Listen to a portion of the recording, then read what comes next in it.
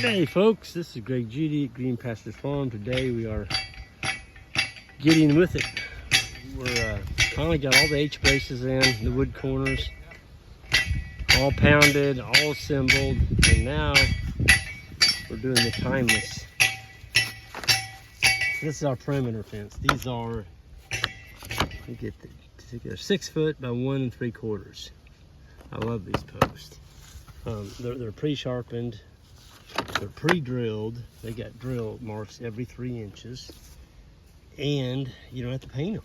They got UV protectant on them, and they're non-conductive, so you don't have to worry about it shorting your fence out. And they really make an attractive, very, very attractive fence, as you can see all the way around this farm. So this is our 5-wire perimeter. Hot's the bottom, cold, hot, cold, hot. And the way you get your line straight is you just take a piece of poly braid. That's hooked to our geared reel like we use to move our cattle. Isaac's gonna go untie that now. And I'm gonna come over. This is our chalk line, you might say. It's our straight edge. So it gives you a way to drive all your posts really straight. And now he's waiting on me to untie this. There we go. Okay, so he can roll that up. There it goes. And we're ready to start pulling wire. We just got this one done. We're not tying the corners together yet. All these will be tied together.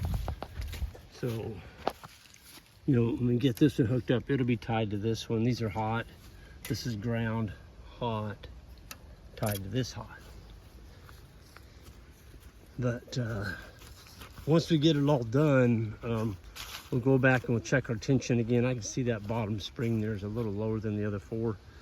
And that's what you do. Just get it up, let it set. We're still, oh gosh, I don't know. The way we're cranking on this, I'd say it just depends, you know, what the weather does, but we still got a lot of wire to go. We just bought 260 of those timeless, and we got to get all those put in. But you know, they drive good. All you do is just thread them through that hole, so there's no fasteners. Folks, if a deer hits that, look at this. Let me get to the side, I'll show you. Look at that. I mean, the whole fence is flexible.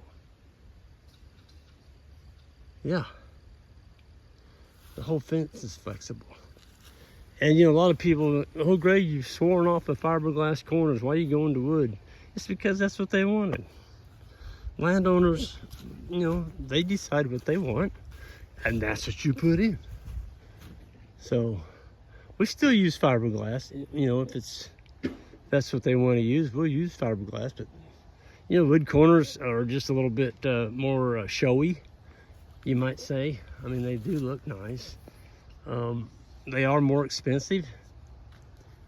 Those corners right there, those are 8 inch by 9 feet.